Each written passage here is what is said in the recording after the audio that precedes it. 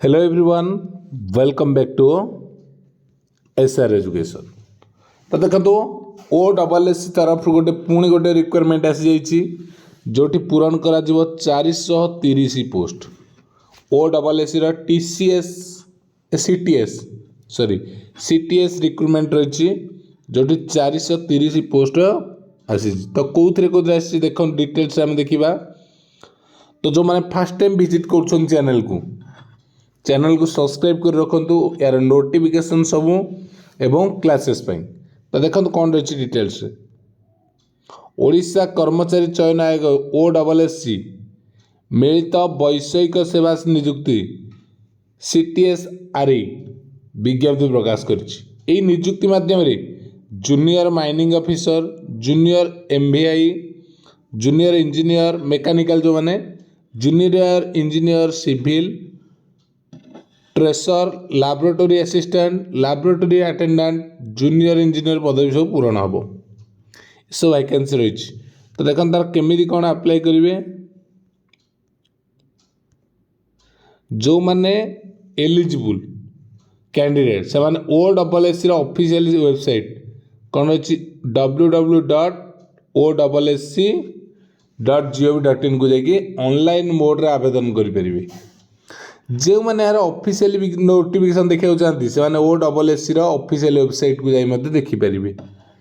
ये जो नियुक्ति प्रक्रिया माध्यम मोट 430 पदवी पूरण हम के 430 पदवी पूरण हम। देखो कौन रही इंपोर्टेंट डेट कौन सब रही। ऑनलाइन आवेदन केबे होची ना 20 डिसेम्बर 2023 रु आरंभ हो। लास्ट डेट रही 22 जनवरी 2023।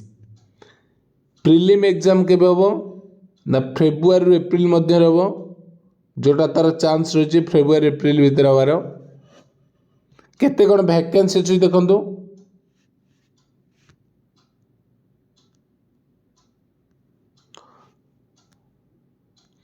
जूनियर माइनिंग ऑफिसर अच्छी 196टा, जूनियर MVI अच्छी 48टी, जूनियर इंजीनियर मेकानिकल अच्छी 3टी, जूनियर इंजीनियर सिविल अच्छी 24टी पदवी, ट्रेसर रही 10टी, लैबोरेटरी असिस्टेंट अच्छी 15टी, लैबोरेटरी अटेंडेंट अच्छी 13टी, से भली जूनियर इंजीनियर 121 अच्छी।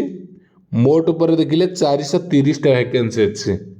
तो ये आगे आहरी बहुत सारा वैकेंसी आसबार अच्छी। तो यार क्वालिफिकेशन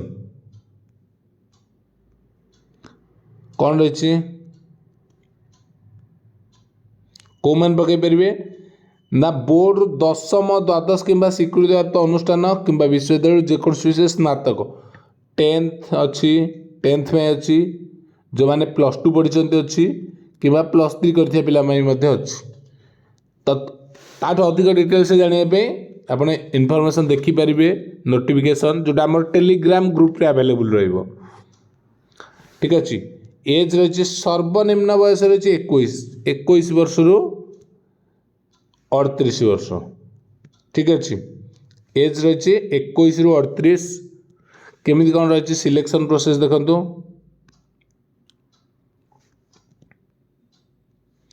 प्रथमे प्रिलिम हम तापर मेन हम दुईटा एक रिटिन अच्छे document verification prelim exam main exam तापर डॉक्यूमेंट वेरिफिकेशन से भाई रहिबो कौन देखु केमती अप्लाई करेंगे जे देखा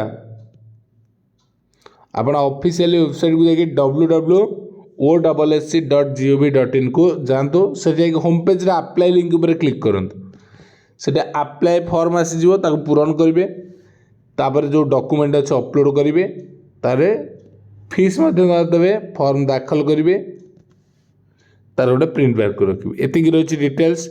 तो तार मु डेमो सहित आपको देखी जे केमती अप्लाई करा जाए कौन अच्छी। ठीक अच्छे। Thank you. जय श्री राम।